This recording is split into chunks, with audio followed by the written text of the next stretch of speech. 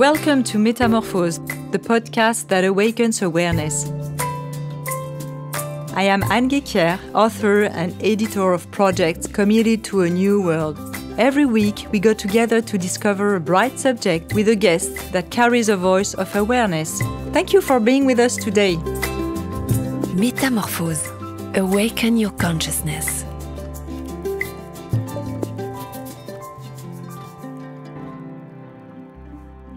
Do you feel like you are losing your attention span, that it's becoming increasingly difficult to concentrate or achieve a state of full presence?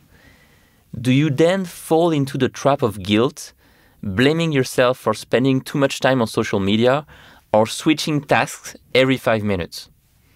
Stop. My guest today sheds light on the systemic causes of the attention crisis with a powerful message. This phenomenon is bigger than us.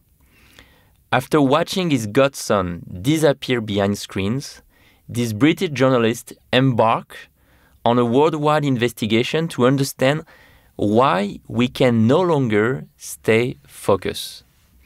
In his book, Stolen Focus, an international bestseller now translated into French and published by Éditions Erol, he identifies 12 root causes that are stealing our attention, based on more than 250 expert interviews and a 3-month digital detox experiment. His message is clear: we can regain control only by acting collectively. Hello, Johann Hari. I'm so happy to be here. Thanks very much. How is it to be in France? J'ai honte de parler en anglais dans cette interview, mais quand j'étais enfant, j'ai parlé bien français, mais j'ai oublié tous mes mots. Je sais lire, mais pour parler, c'est trop difficile pour moi. So I apologize to everyone listening. It's shameful that my French is not good enough, but I'm very happy to be in Paris. I love Paris, so I come here quite a lot, so I'm very happy. I came here during the research for the book, so I'm always looking for excuses to come to Paris. Oh, so who did you meet in Paris for the research of your book? I was looking at The Right to Disconnect, which I guess we'll come to later. But yeah, it was. But to be honest, I just wanted an excuse to come here. Okay, so you've previously written major books about depression and loneliness. What drove you to investigate attention this time and write this book that I had the chance to publish here? I guess I could feel my own attention was getting worse and worse. With every year that passed, things that require deep focus that are so important to me, like reading books, having proper long conversations, even watching films, were just getting harder and harder. I could still do them, of course, but with every year that passed, it was more and more like running up a down escalator. Do you know what I mean? And I could see this was happening to so many people around me. You know, we're living in a huge crisis of attention. The average office worker now focuses on any one task for less than a minute. And for every one child who's been identified with serious attention problems when I was 7 years old, there's now 100 children who've been identified with that problem.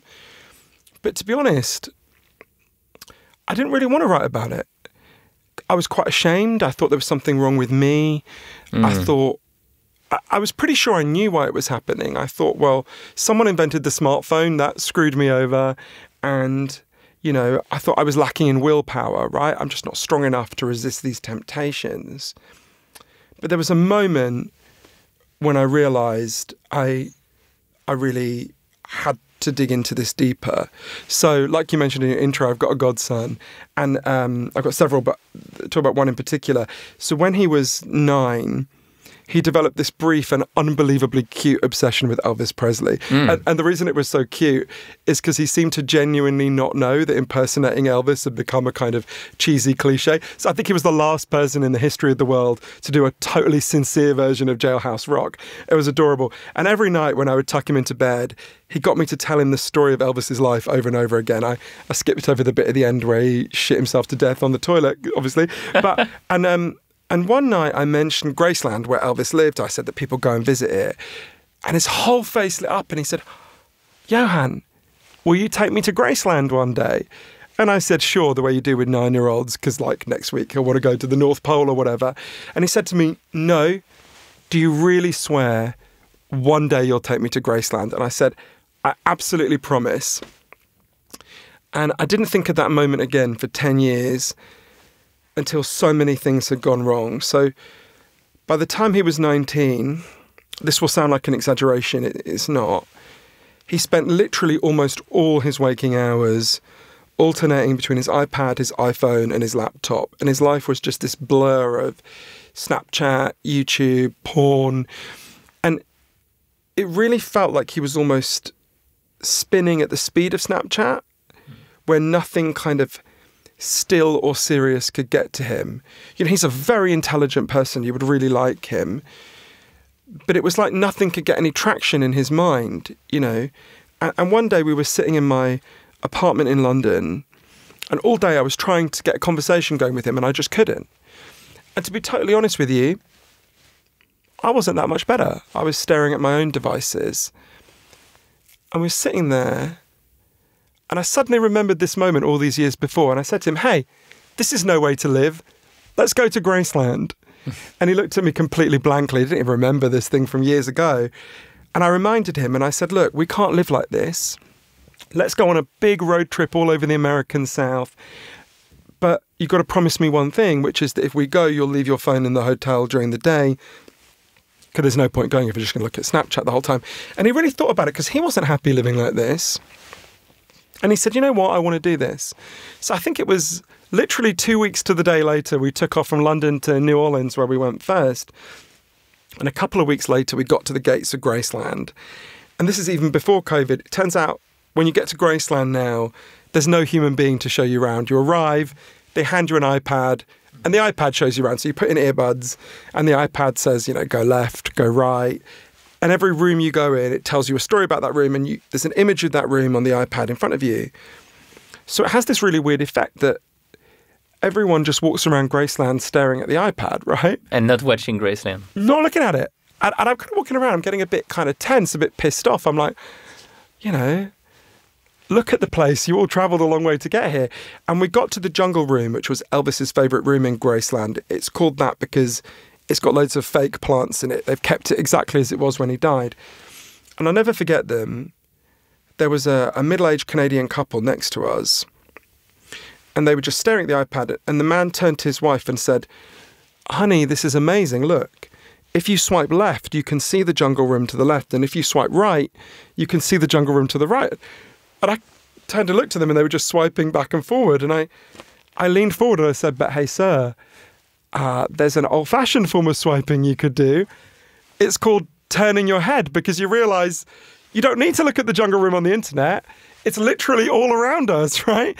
And they looked at me like I was crazy and backed out the room. And I turned to my godson to laugh about it. And he was standing in the corner staring at Snapchat. Because from the moment we landed, he could not stop. He literally couldn't stop. And I went up to him and I tried to grab the phone out of his hands. Never a good idea with teenagers.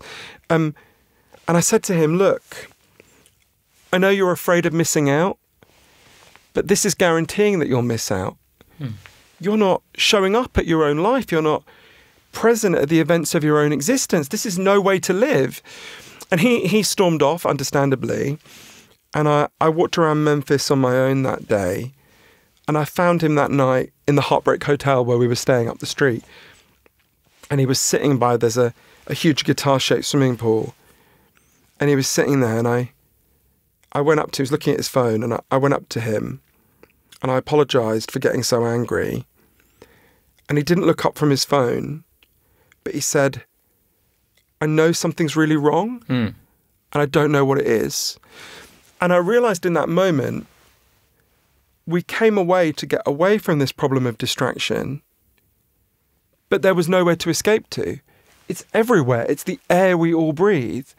And I realised in that moment, okay, I need to look into this. There's something deeper going on here than a flaw in me and a flaw in him. And that's why I ended up going on this big journey all over the world, from Miami to Melbourne to Moscow to here in France, to interview over 250 of the leading experts on attention and focus and really figure out what's happening to us and how we get our attention back. But that's one of the most interesting things with teenagers. They spend so much time on social media, but when you interview them, they tell you that they wish it did not exist. They wish TikTok was not there. They are they know deeply that it's not good for them, but they cannot help using it. Yeah, they have a profound sense.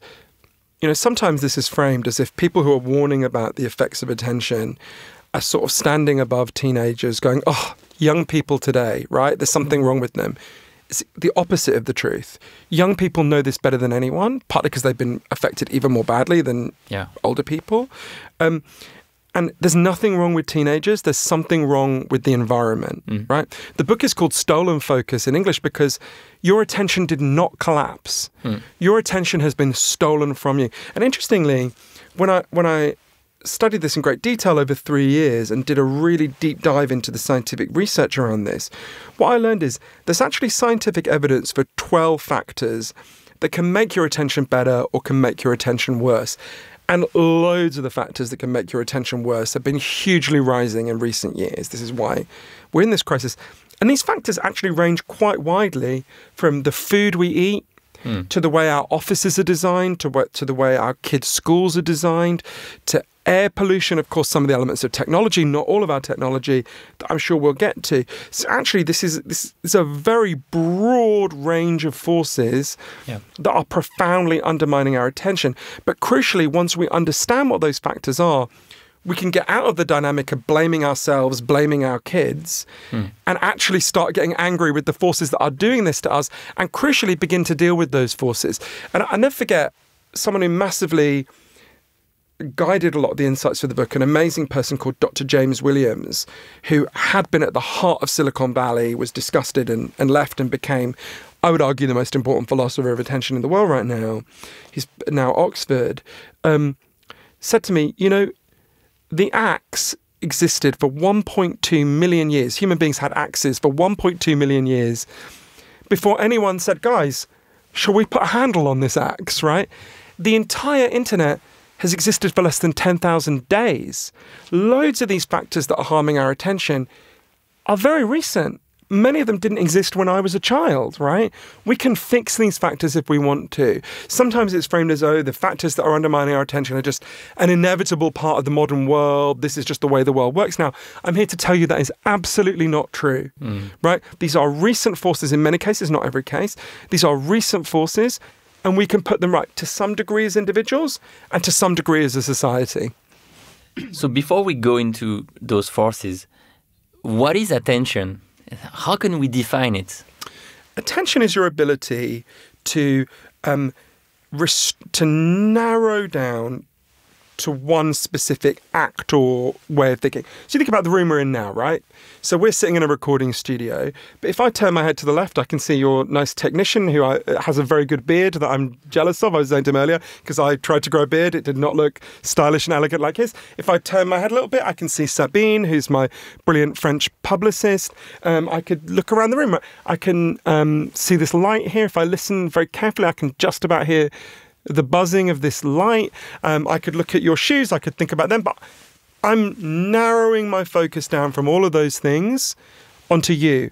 What did you just ask me? You asked me to define attention. So attention is your ability to selectively attend to phenomena in your environment, right? So we can all feel how that's being interfered with, right? Like, I turned my phone off when we started this conversation because, you know, if my phone was buzzing in my pocket now, I would be pulled away from your question. So this has been constantly, our ability to selectively attend to phenomena in our environment is being constantly interrupted. To give you an obvious example, a guy called Professor Michael Posner at the University of Oregon did a really shocking piece of research. He found that if you're interrupted by something as simple as a text message, it takes you, on average, 23 minutes to get back to the level of focus you had before you were interrupted. So there'll be people listening to this podcast, right, who, while they listen to it or watch it on YouTube, they'll get a text message and they'll think, oh, I'll look at the text, I'll reply very quickly. What does that take? 10 seconds? Nothing, right? Then I'll come back to the podcast. You think it takes you 10 seconds. It takes you 10 seconds plus the 23 minutes it takes you to fully refocus your mind on the topic. But most of us never get 23 minutes without being interrupted. So we're constantly operating at this lower level of cognitive ability. We're constantly interrupted in our ability to selectively attend to phenomena in the environment. Do we all have naturally the same level of attention, or are some people more sensitive to disruptions? So the best way to understand this is, it sounds technical and fancy, it's actually very simple. It's something called the biopsychosocial model. So with something like attention, or actually with lots of things in our lives, depression, obesity, all sorts of things, there are three kinds of cause. There's biological causes, like your genes, changes in your brain. There's psychological causes like stress, loneliness. And there's social causes like, the society you live in, right? Financial insecurity would be an example of a social cause. And they're all real and they all play out to some degree. So if you're listening and you've got attention problems, to some degree, these three factors will play out for you. And they'll be different for different people. The way I think of it is if you've got to picture a bathtub with 3 taps, right? Some people will have a very strong biological tap. Maybe they're naturally, biologically less, on a spectrum where they're less inclined to deep attention and focus. Some people will have lots of psychological factors. Maybe they've just come back from being a soldier in a war zone. Then that would be an extreme example. And some people will have high social factors. It will vary. But all these, if you picture them as taps, all that goes down into the bathtub, it swirls together, and that water is you, right? So these factors will vary for different people, but they play out for everyone to some degree. Your book also revealed that attention is at the heart of everything we do. I love the quote of Dr. James Williams saying, "To be able to do what matters in any field, you must be able to pay attention to important things." That's also why we should protect our ability to focus, right? Yeah, he's such a wise person. I would say to anyone listening, think about anything you've ever achieved in your life that you're proud of, whether it's starting a business, being a good parent, learning to play the guitar, whatever it is. That thing that you're proud of required a huge amount of sustained focus and attention. And the evidence is very clear. When your ability to focus and pay attention deteriorates, your ability to achieve your goals deteriorates. Your ability to solve your problems deteriorates. You feel worse about yourself because you actually are less competent when you can't pay attention. Attention is our superpower as a species. It is at the heart of all achievement, musical achievement, sporting achievement, being a good friend, right? They all require attention. And if attention is our superpower as a species, the way I began to think about it is at the moment we're surrounded by kryptonite, right? And our job is to get that kryptonite out of the environment. And when you regain your attention, it really is a sensation of regaining your superpower, right? It's a sensation of regaining your deepest capacities as a human being. What about mind wandering? Because in the book, you also shed light on this lesser known aspect of attention. There's so many things I learned when I was writing the book that really surprised me, and this is one of them. So at the start of working on the book, I thought I was still in a very individualistic way of thinking about it. And I thought, there's something wrong with me. My willpower isn't strong enough. Okay, what I need, and the technology, the smartphone is there, and that's undermining me. So the solution is obvious. I should use my willpower to separate myself from the smartphone, right? And I was in this very lucky position. An Oscar-nominated movie got made out of one of my books. The film is called The United States versus Billie Holiday. In French, the book is called Le Primard des Stupes. And so I thought, okay, I'm going to use the money to go away from my phone and my laptop. So I went for 3 months to a place called Provincetown in the United States in Cape Cod.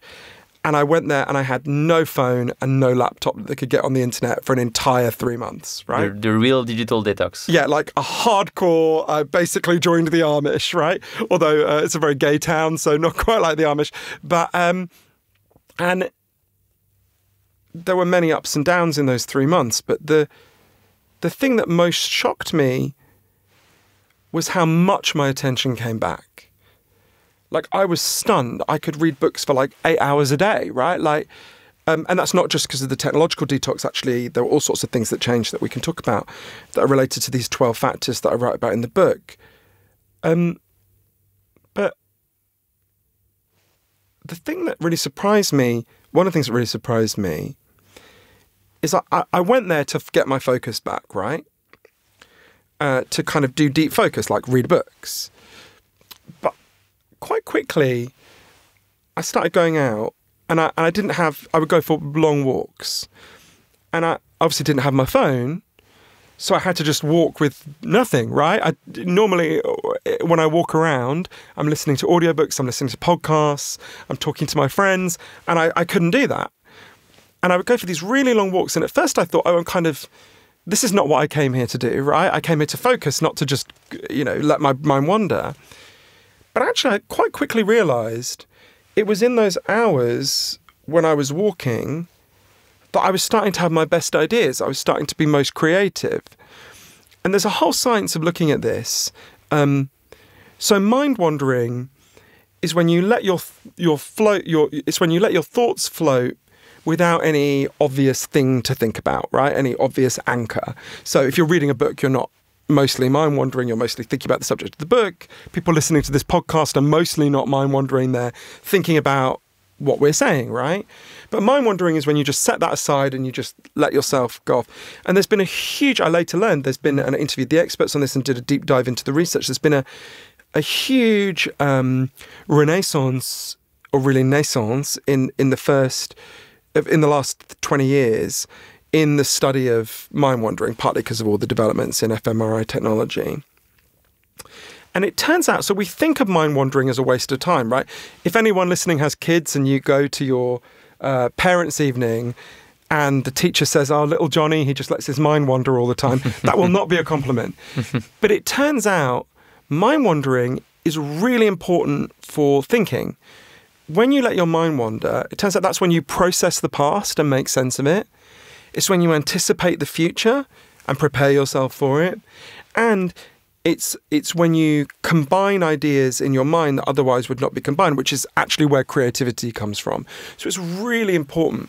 But we have driven mind wandering out of our lives, right? Like walking around Paris yesterday when I first arrived, got here, I walked out of Gare du Nord, I went for a walk for a couple of hours, and it's very rare you see a person walking around Paris who's just not got headphones, walking around, listening to people around. It's actually quite dangerous to walk around Paris now because people just walk straight into you because they're so busy looking at their phones.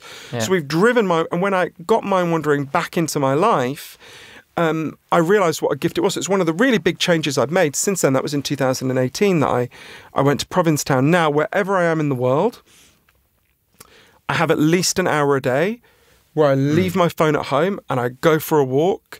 And I have a notebook in case I have good ideas, I don't want to forget them, but I don't take anything else with me. And that is almost always the most creatively fertile hour of my day. Yeah. And one last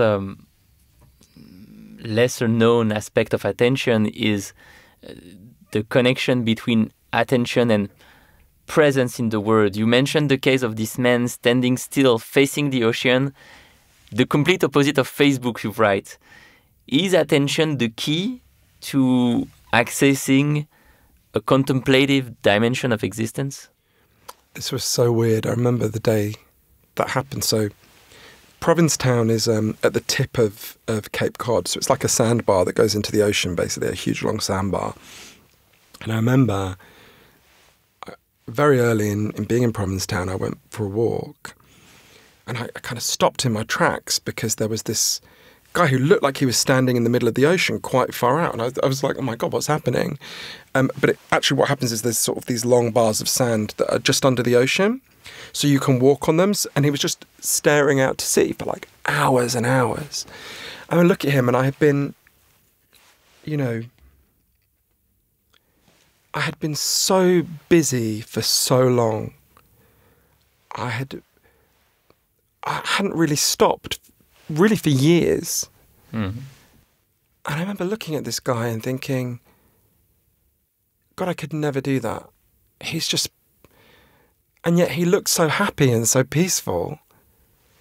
And I remember, like you say, thinking, God, this is like the opposite. I mean, Facebook now actually seems quite slow-paced compared to what's happened since. But I remember, Facebook looks like a Henry James novel next to TikTok. But I remember just really being kind of knocked back by that. And it's interesting, if we think about attention, when you start to look at attention,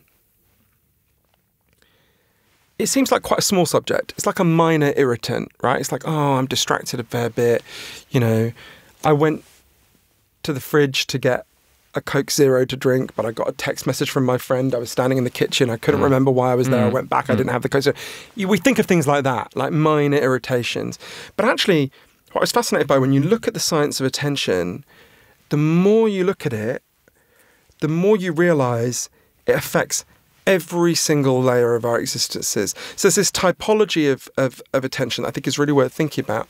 So the obvious form of attention we think about is the one we've already talked about, which is Dr. Williams calls our spotlight. Yeah. So, like I was saying, you know, your spotlight is your ability to picture a spotlight on a stage on an actor, right? You go and see Lady Gaga and there's a spotlight on her, right? So that's the narrowing down. So the lowest level of attention is your ability to narrow down your attention to perform an immediate action, like going to the fridge to get a Coke Zero or whatever. And we can all feel how that's being interrupted all the time. The next level up is what he calls your starlight, which is not your ability to achieve an immediate task like going to the fridge. It's your ability to achieve a long-term task like, you know, setting up a business, writing a book, whatever. He calls it your starlight because if you're lost in the desert without GPS and you don't know where you're going, you look to the stars and you're like, oh yeah, that's where I'm headed, right? That is obviously being profoundly interrupted in this environment we're living in. The next layer up is what he calls your daylight, which is not your ability to achieve a long-term goal. It's your ability to even know what your long-term goals are. How do you know what business you want to set up? How do you know what it means to be a good parent? How do you know what book you want to write? To get those insights, you have to have moments of rest, of deep thought, of focus, of mind wandering, all sorts of things, of flow, which we could talk about. And in this environment, that's being really disrupted. The way he puts it is we're kind of decohering. And I would argue, and I know he agrees with this, there's actually a fourth layer to this, to attention, which I would call our stadium lights, which is not just your ability to formulate and achieve long-term goals for yourself, but our ability as a society to formulate and achieve collective goals, right? Which is being profoundly disrupted in this environment we live in. We're just speaking, you know, not so long, a couple of weeks after the, from my view, catastrophic re-election of Donald Trump. All over the world, our ability to formulate and achieve collective goals is breaking down. We're turning to these very extreme solutions. Why am I sitting here not as a European citizen? Because my country went fucking crazy about this. And these dynamics that are destroying our individual attention are also destroying our collective attention and undermining democracy all over the world. When countries as different as Britain, Brazil, and Burma are all going crazy in similar ways, polarizing and becoming extreme and breaking down these collective goals, that tells you there's an underlying dynamic, which is, of course, there are many factors, but partially related to this attention crisis. So yeah, I think the attention seems like a small thing, but when you look at it, it's actually determinative of everything in your life. There'll be lots of people listening who have kids in their life, like I do, who can see that their kids are really struggling to focus. And you can see very clearly that is going to mark their whole lives if we don't fix this. Right? A person who can't focus is just going to be permanently less than they could have been. And a person who regains their focus can be more than they would have been. And we understand that by reading about all the experts that you interviewed, over 250 experts worldwide. How did you choose those experts? The panel is very broad. We have human behavior specialists, economists, teachers. How did you pick them? So I was trained in the social sciences at Cambridge University. So I started by just doing a really wide reading on loads of different scientific papers. And then I started interviewing people, and there's, I know nothing about nature, so I don't know if this analogy is actually correct, but I learned about this from a brilliant writer called Anne Lamott. In Thoreau, in his book about Walden Pond, there's an analogy he uses from nature, or something he says about nature, which I used as an analogy, she uses and I use as an analogy. So apparently, if you want to find a beehive and you don't know where it is, if you just stay in one place with a jar and you catch a bee and keep it there for a minute, it will always fly in the direction of the hive. So you chase it, you'll lose it, wait there, catch another bee, let that one go. And if you do that like 50 times, eventually you find the beehive, right? And for me, it was similar. So I would go and interview an expert and I would say, who else should I talk to? And they would name like 10 people. I would go and talk to them. Every one of them, I'd say, who else should I talk to? And so gradually, if you chase the bee, gradually you begin to find the answers. But I think for this, because attention is a very complex subject with many factors that both boost it and harm it, like you said, I had to look very widely from economics to psychology to nutrition. So it was really fascinating. Just like attention affects everything, attention is affected by so many different factors that it was just a joy to research because it's so interesting. And when you begin to look at it, you begin to see so quickly how many of these things play out in your own life. Yeah. So in our environment, closest environment, what is harming our attention? Like I say, there's 12 factors. Let's start with maybe one that I think will be playing out for literally everyone listening or watching today to some degree. I went to MIT, the Massachusetts Institute of Technology, to interview one of the leading neuroscientists in the world, an amazing man named Professor Earl Miller. And he said to me, look, there's one thing you need to understand about the human brain more than anything else. You can only consciously think about one or two things at a time. That's it. This is a fundamental limitation of the human brain. The human brain is not going to change significantly. You know, this has been the case. The last time the human brain significantly changed was 40,000 years ago. But what's happened is we've fallen for a kind of mass delusion. The average teenager now believes they can follow 6 or 7 forms of media at the same time, and most older people are not that far behind them. So what happens is scientists like Professor Miller, scientists all over the world, including here in France, get people into labs, younger people, older people, and they get them to think they're doing more than one thing at a time, and they monitor them. And what they discover is always the same. You can't do more than one thing at a time. What you do is you juggle very rapidly between tasks. You're like, what did you just ask me? What is this message on WhatsApp? What does it say on the TV there about what Trump just did? What is this message on Facebook? Wait, what did you just ask me again? So we're constantly juggling. And it turns out that juggling comes with a really big cost. The technical term for this, it's a term everyone should know, is the switch cost effect. When you switch between tasks, that comes with a cost. You make more mistakes. You remember less of what you do. You're significantly less creative. And I remember when I first learned about that, thinking, okay, I get it. That's obviously true.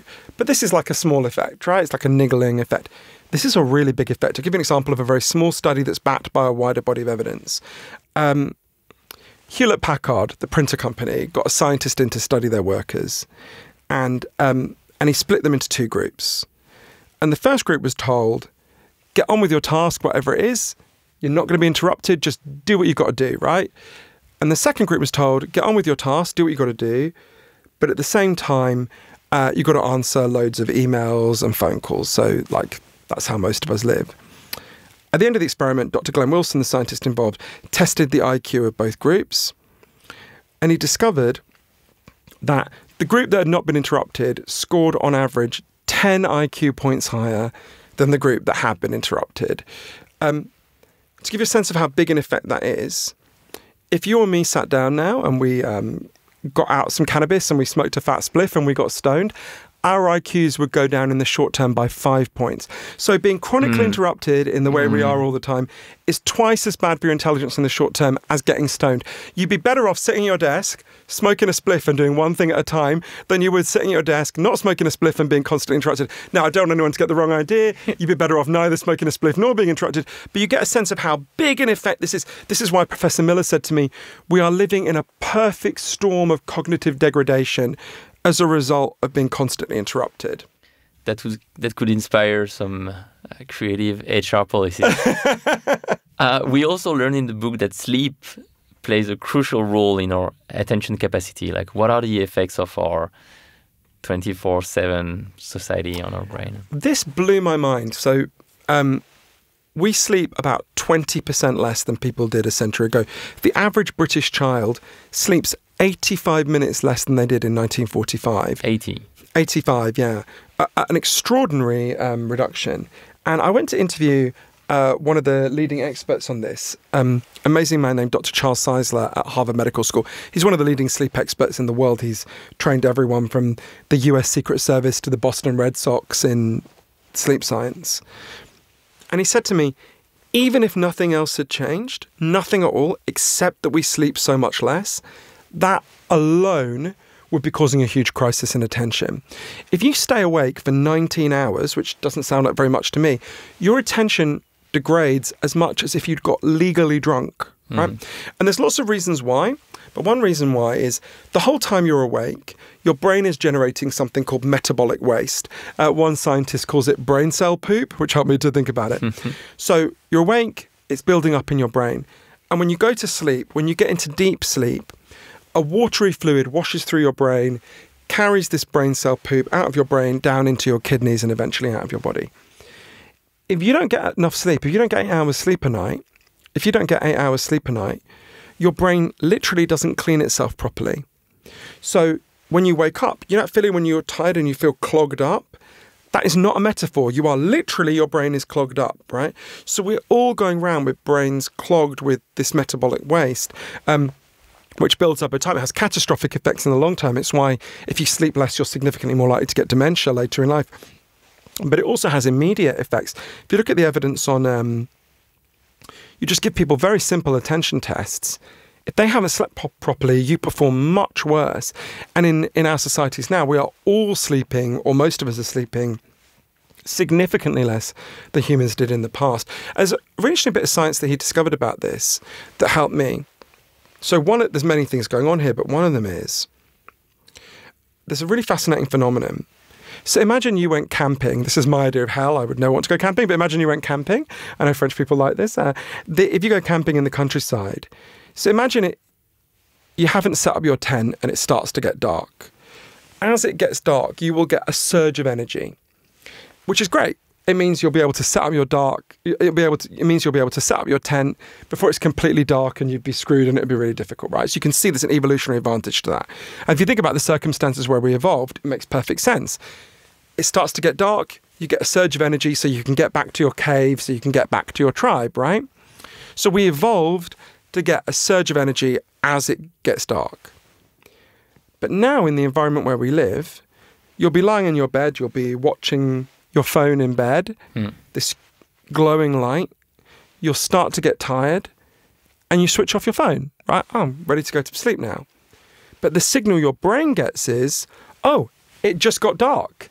We need to give him a surge of energy to get back to the cave, right? It doesn't know that you're already in your cave, right? So in the environment we're in, where we're exposed to huge amounts of bright light immediately prior to sleep, we're puzzled. You're like, I was tired. Why am I suddenly awake again? Why can't I go to sleep? Then you switch your phone on again. You watch a bit more. You start checking your email. Then you switch it off again. You get another surge. So the environment we're in is very maladaptive for sleep. And what about food? Like, we are used to make the connections between the food we eat and obesity or cardiovascular disease. It's newer to link what we eat to our ability to concentrate. But there is a big connection. I was really surprised by this. Of all the factors that I write about in the book, this is one of the 2 or 3 that most surprised me. And I want to just say to everyone listening, like, I say this with no judgment because I was a complete junk food addict for most of my life. In fact, one of the low points in my life was just before Christmas 2009. I went to my local branch of KFC in East London, where I lived for a long time. And I went in, it was lunchtime, and I said my standard order, which is so disgusting, I won't repeat it. And the guy behind the counter said, "Oh, Johan, I'm really glad you're here." I was like, "Oh, okay." And he went off behind where they fry all the chicken and everything. And he came back with a massive Christmas card in which they'd written, "To our best customer." And one of the reasons my heart sank is I thought, this isn't even the fried chicken shop I come to the most. How could this be happening to me? But so when I interviewed and looked to deep dive into this really fascinating new field called nutritional psychiatry that looks at how the food we eat affects our brain and all sorts of mental functioning. And there's lots of evidence on this. There are several layers to it, but for example, one of the leading nutritionists in Europe, Dale Pinnock, explained to me. So imagine for breakfast, you have the standard, I mean, French people are a bit better than the British people, but imagine you have the standard British or American breakfast. You have, toasted white bread with butter on it, or you have sugary cereal. What that does is it releases a huge amount of energy really quickly into your brain. And it feels great. You're like, wow, I'm awake, I'm ready for the day. It releases a lot of glucose. But it releases so much glucose so quickly that you'll get to your desk, or your kid will get to their school desk a couple of hours later, and you'll have a huge energy crash. And when you have a glucose crash in your brain, you get what's called brain fog, where you just can't focus very well until you have another sugary, carby snack, and then it goes up again, and then it crashes again. The way Dale Pinnock put it to me is the way we eat puts us on a kind of roller coaster of energy spikes and energy crashes, energy spikes and energy crashes throughout the day, which leaves us with these long patches of brain fog. Now imagine instead if you have for breakfast porridge with blueberries in it, right? That releases energy very steadily. You don't get these huge spikes and crashes. So one factor in the food we eat is this energy effect and brain fog effect. Another element is that our diets, the Western diet is now chronically lacking for many people in factors that are essential for your brain to fully function. Fresh fish, for example, really important omega-3s for your brain to function properly. And we have diets that are really lacking in that. And supplements, unfortunately, don't make it up, don't reduce that effect significantly, because your brain doesn't metabolize supplements the way it does from whole foods. The third factor is one that I find really shocking. So it's not just that our diets contain, it's not just that our diets lack stuff we need. Our diets often contain chemicals that act on our brains like drugs. There's a really shocking study in Britain in the city of Southampton. They got 192 kids and they split them into two groups. And the first group was just given water to drink, and the second group was given water laced with loads of like common additives that are found in the food we eat all the time. And then the kids were monitored. The kids that were given the additives were significantly more likely to be manic and struggle focusing, right? So you begin to see how many of these factors are undermining our focus, and how changing your diet can massively boost attention. Which solutions can we implement? So you mentioned your new routine of walking around in the city without the phone, with just a notebook to let your mind wander.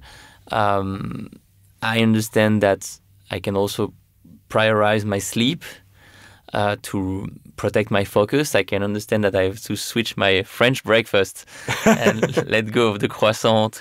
It's tragedy. I think if I come to France and tell them to give up croissant, this will not be a popular book. So yeah, I'll do my best. Do your best. But yeah, which individual solutions do you recommend? So for each of the 12 factors that are harming our attention that I write about in Stolen Focus, there are two levels at which we need to respond to them. I think of them as defense and offense. There are loads of changes we can make in our own lives to protect ourselves and our children's attention. And I go through, loads and loads in the book. I'll just give you an example of one, or I'll give you an example of two things people can do literally now. Yeah. I would recommend everyone go online and order something called a K-Safe. It's just the letter K followed by safe. I should have bought shares in this company before my book came out, because they're worth much more now. But it's very simple. It's a plastic safe.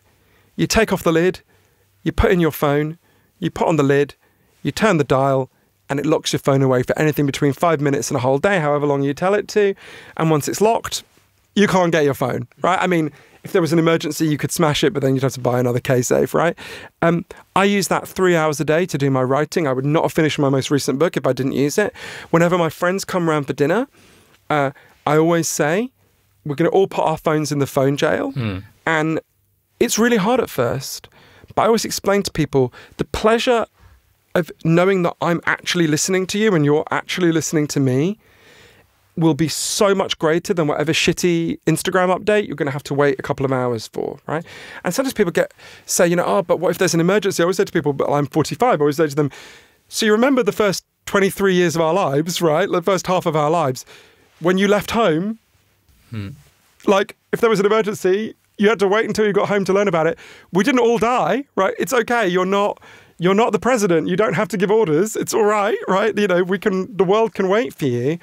So I'd recommend get a case safe. I'd recommend everyone go online now and download an app called Freedom. So let's say you were particularly addicted to Instagram or eBay or Pornhub, whatever your weakness is. You download this app. You can synchronize it between your laptop and your phone and your desktop if you want. And you can say to it, don't let me go on eBay or whatever it is for the next hour, the next day, however long you want. And once you push the button, if you go onto that website, it will just say you have been set free. And there's a little kind of image of a green, I think it's a butterfly, right? I have social media permanently blocked on my phone because I don't want people at my funeral to stand up and say, Johan spent a lot of time on TikTok, right? That's not how I want my life to go. And the truth is, your habits are your life. There's no point in you saying, I'm the kind of person who reads long novels and has good conversations with my friends. If the reality of your life is hour by hour, you're scrolling through, stupid videos of people falling over, right? If hour by hour you spend your life doing that, that's who you are. That's your life. That will become your life, right? And over time, your mind will come to be shaped like that. Take care what technologies you use, because over time, your mind and your thought patterns will come to be shaped like those technologies. So for me, I would recommend doing lots of things like that. Because I go through many more in the book. That's defense. That's defense. But I want to be really honest with people, because I don't feel most people who are communicating about attention with the public are leveling with people. I am passionately in favor of these individual changes. I've done them myself. A lot of them, not all. They've helped me a lot. But I want to be really candid. There's a limit to how much these things can help you. Because the truth is, this crisis did not happen because you had bad habits or I had bad habits or our kids had bad habits. This crisis happened because of some really big and powerful social forces.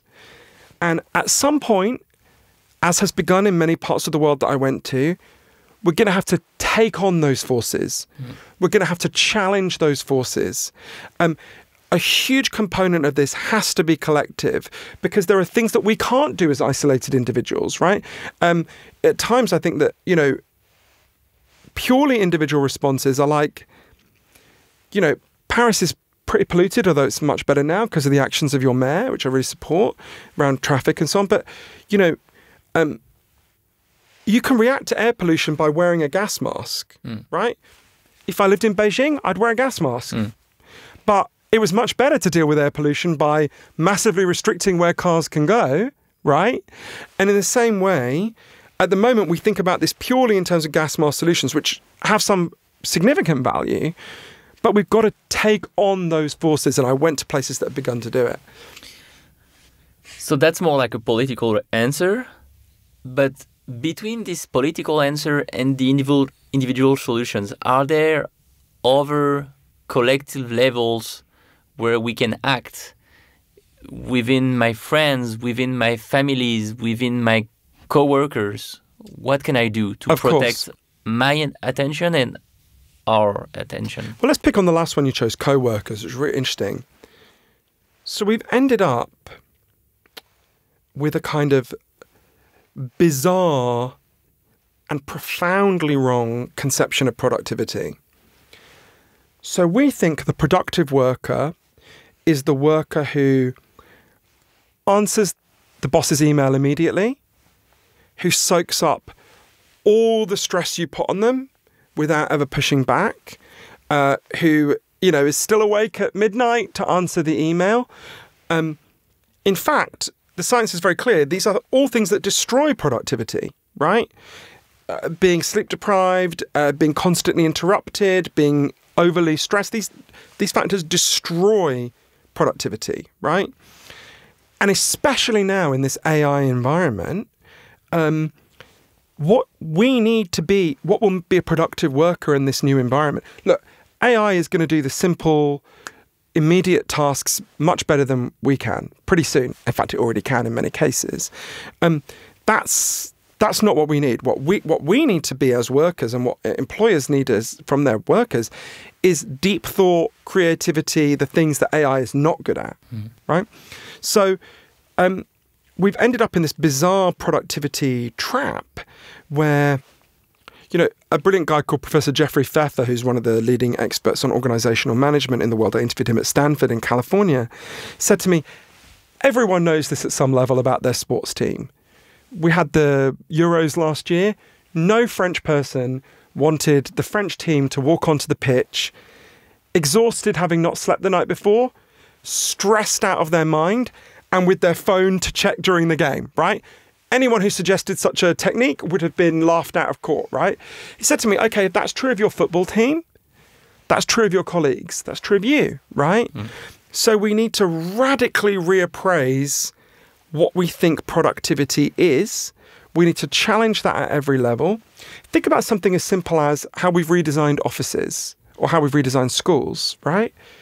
So we had a huge move towards open plan offices. The science on this could not be clearer. We have two kinds of attention. There's top-down attention and bottom-up attention. Sounds fancy, but it's pretty simple. Top-down attention is when you're focusing on we're both engaged in top-down attention now, right? We could be looking at, like I was saying before, we could be looking around the room. We could be looking at, you've got my book in front of you, you could be looking at that. But you're using your executive function, your powers of attention to filter that out, and you're using your willpower to narrow it down to listening to what I'm saying, right? That's top-down attention. But there's also something called bottom-up attention. Bottom-up attention is involuntary. If a bomb went off on the street outside, you would stop listening to me and I would stop listening to you, and we would turn and we would look in the direction of the explosion, right? That's bottom-up. It's involuntary. And we're constantly in a conflict, not constantly, but often in a conflict between top-down and bottom-up attention. In an open plan office, where you hear the person next to you, you hear your other colleagues, you're constantly having to use your willpower to block out that noise, and your top-down attention is limited, right? Willpower is a finite resource. So we've created environments where we're constantly having to work really hard, even with noise-cancelling headphones and all the other things we have, to block out that constant interruption, right? That's just one of many factors. So you think about, we need to be aware of these factors, and we need to redesign our environment to move away from open plan offices. But there's dozens of other things. For example, I spent a load of time with a company called Perpetual Guardian in New Zealand, where they've made all sorts of changes. But one of them was a really simple one. Everyone who works for that company has a mug on their desk. And if they're open to conversation and people coming along and interrupting them, then they leave the mug empty. And if they're in deep focus and they don't want to be interrupted, they put a flag in the mug, and they're like, don't go and talk to Bob right now because he's focusing, right? Very simple, but significantly improved their productivity. So there's loads of things I go through in the book that we can do, you're right, at that sort of level that's in between the isolated individual and the society as organizations and groups. We can redesign our schools. I have to say, France has had in my view, disastrous move when it comes to schooling, as has Britain and the US. So there's loads of evidence that the fancy way to put it is that attention evolved to attach to meaning. Sounds very complicated, but it's very simple. The more meaningful something is to you, the more easy it is to pay attention. Right? You know this perfectly well. If you gave me a book about French politics, I would find that really easy to read because I'm really interested in French politics. If you gave me a book about, I don't know, Formula One racing, which I don't give a shit about, I would find that really difficult to read because it's not meaningful to me, right? A frog will stare longer at a fly than it will at a stone because the fly is meaningful to the frog and the stone is not. So the more something is meaningful, the easier it is to pay attention to. But we redesigned our school systems around getting our kids to memorize meaningless shit for tests that measure nothing of any value, right? That's what our schooling systems largely are. if you wanted to design a school system that would ruin kids' attention, that is the school system you would design, right? It's why when I went to schools that were much more progressive, which are all about the kids discovering the meaning of what they're doing and pursuing the meaning they care about, their attention is dramatically better. So there's all sorts of things we can do at the level of the school, at the level of the office, and at the level of our families that I go through, which are that sort of intermediate level. And then there's, of course, things we need to do as societies. What about meditation and mindfulness? As you mentioned those practices in the book. Can they help us protect our attention? They can, and I'm in favour of meditation. I think you can sense a hesitation in my voice because I meditate, it helps me, but I'm very wary of the fact that we've gotten into this situation where the first recourse that people are offered is meditation. It makes me think a lot about, there was a great historian of France called Laurent Berlant, an American historian of France, who invented a phrase called cruel optimism. Cruel optimism is where you take something with really big social causes, obesity, depression, attention problems, and you say to people, great news, I've got a solution for you. Just meditate for 10 minutes a day and it'll solve all these problems, right? And the reason it's called cruel optimism is because it appears to be optimism. It's like, hey, I got the solution, but it's actually cruel because you're setting the person up to fail because the solution is not commensurate to the size of the problem, right? He gives an example, it's not him, someone called Ronald Purser, a brilliant professor in California, gives a really good example of cruel optimism. There was a company that threw their workers off of their health insurance and then gave them free mindfulness courses, right? And to me, that's like a perfect metaphor for a lot of what we're doing, right? It's like, the way I think of it is you think about these companies like Facebook, TikTok, and so on. It's like they're constantly pouring itching powder on us. You know, this powder that used to be a toy that kids had or a prank that kids had. They're pouring this itching powder over us and then they're leaning forward and going, hey, buddy, you should learn how to meditate. Then you wouldn't scratch all the time. And you want to go, fuck you, I'll learn to meditate. That has great value, but you need to stop pouring this fucking itching powder over me, right? So we need to... I'm wary of purely individualistic solutions, valuable though they are, and meditation, of course, is, because attention is like a muscle, and meditation is a way of building up that muscle, so it is, of course, valuable. But yeah, we need to look at, and this is why it was so revealing to me, spending so much time in Silicon Valley. So I interviewed people who designed key aspects of the world in which we now live. And the thing that most struck me about them is how sick with guilt they feel about what they've done. You know, I mentioned Dr. Williams before, so he'd worked at the heart of Google. And one day, he was at a tech conference where the audience were literally the people who, if anyone listening has kids, the people who design the stuff your kids are using today. And he said to them, if there's anyone here who wants to live in the world that we're creating, please put up your hand. And nobody put up their hand. And he was like, I can't do this anymore. I'm out of here. And he quit. And they kept explaining to me one of the key dynamics here, which weirdly took me quite a long time to understand because I thought it sounded too simplistic. It sounded too almost conspiratorial. So they explained to me, if you open now TikTok, Facebook, Twitter, Instagram, any of the mainstream social media apps, and you begin to scroll, those companies begin to make money out of you in two ways. The first way is really obvious. You see advertising. Okay, no one needs me to explain that. The second way is much more important. Everything you ever do on these apps is scanned and sorted by their artificial intelligence algorithms to figure out who you are and what makes you tick. What makes you happy, what makes you angry, what makes you horny, what makes you sad, right?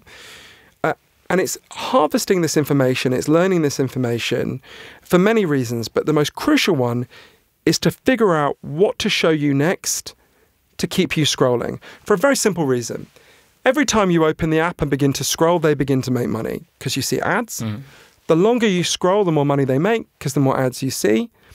Same for your kids. Every time your kid opens, they begin to make money. The longer your kid scrolls, the more money they make. So all of this genius in Silicon Valley, when it's applied to social media, or this AI, or these algorithms, is geared towards one thing and one thing only. Figuring out how do we get you to open the app as often as possible and scroll as long as possible. That's it. Just like the head of KFC might be a perfectly nice woman, but all she cares about in her professional capacity is how big was how often did you go to KFC this week and how big was the bucket you bought. All these companies care about is how often did you open the app and how long did you scroll. The way my friend Tristan Harris, who also worked at the Heart of the Machine, put it to me is these apps are machines designed to frack your attention. So you can try having self-control, but every time you do, there are 10,000 engineers on the other side of the screen working very hard to undermine your self-control. To conclude with a message of hope, Johan, like Tristan Harris, we can all start the attention rebellion. What might that look like in concrete terms? So for all the people who are listening to the podcast, can we give them a direction to start the attention rebellion? Yeah, there's loads of things we need to do, but I'll give you an example from the history of France that should inspire all of us. So you're younger than me, but when I was a child, and anyone over the age of 35 listening will remember this, when I was a child, the only form of gasoline you could buy in this country, my dad's from Switzerland, so I spent a lot of time in Switzerland and France when I was a kid. The only form of gasoline you could get in this country, in Britain, in fact, everywhere in the world, was leaded gasoline, leaded petrol. And it was discovered that exposure to lead was really bad for people's brains and particularly bad for children's ability to focus and pay attention. And obviously, if it was in the petrol, it was in the fumes, it was in the air, everyone in France was breathing in historically unprecedented amounts of lead. And it was really harming kids' brains. So what happened was a group of ordinary mothers, what were called housewives at the time, banded together and they said, well, why are we allowing this? Why are we allowing these for-profit companies, the lead industry, to fuck up our kids' brains, right? And it's really important to notice what those mothers didn't say. They didn't say, so let's ban cars, let's all go back to the horse and cart, right? Let's all join the Amish. That's not what they said. What they said is, just like none of us are saying, let's ban technology and, go back to the 1970s, that's not the answer. What they said is, let's get rid of the specific component in petrol that's harming our kids' brains and replace it with a different kind of petrol that doesn't screw up our kids' brains. And these mothers, this is forgotten now, but they fought like hell for their children, right? Mm. And they were really resisted. And it followed the classic pattern of all political movements, successful movements that was described by Mahatma Gandhi. First they ignored them, then they laughed at them, then they fought them, then they won. As everyone listening knows, there's no more leaded petrol. As a result, the average French child is 5 IQ points higher than they would have been had those mothers not fought for all of us. Mm. Now, to me, that's a really important model. In addition to all the individual stuff and all the stuff we need to do in our schools and our offices, that's a really important example, should inspire us for what we need to do. There's many things we need to do. We need to regulate the food industry. We need to regulate social media. Now, there's many things we need to do for that. I was just in Australia last week. They just banned all social media for under 16-year-olds in one of their states. It's going to roll out across the country almost certainly. I was speaking to some of the key decision makers there. That's one thing. We need to change the business model for social media. We can do that through regulation. I explain how in the book. If we do that, it breaks the incentive for them to screw with our attention. There's all sorts of things we can do, but it requires a real shift in psychology. Like I said before, we need to stop blaming ourselves. It didn't happen because you fucked up and I fucked up. It happened because the environment became fucked up, right? So we need to stop blaming ourselves and start blaming the people who did this to us. And we need to realize, we are not medieval peasants begging at the table of King Musk and King Zuckerberg for a few little crumbs of attention from their table like they're Louis XIV, right? We are the free citizens of democracies, extremely hard-won democracies in the case of France. And we own our own minds. And together, we can take them back if we want to. And when The Rebellion. Thank you so much, Johan Hari, for joining us today on Metamorphose. Thank you so much for how much, it sounds like an ironic thing to say, but thank you for how much attention you paid to the book and everything you've done to champion it. I'm really grateful to you. And I really want people to understand that this is not an effect of the modern world. This is something that is being done to you, and you can reclaim your mind. It was a deep pleasure to have you, and everyone who's listening can find your book, Stolen Focus, in international bookstores, published in France under the name On vous vole votre attention with the Édition Erol. And you can subscribe to Metamorphose newsletter to stay updated on our upcoming episodes. Thank you. Hooray, thank you. Check out the special guest of the week on Instagram at Metamorphose Podcast. If you like this podcast, promote it by giving it 5 stars on Apple Podcasts and subscribe to follow all the episodes for free. Metamorphose. Awaken your consciousness.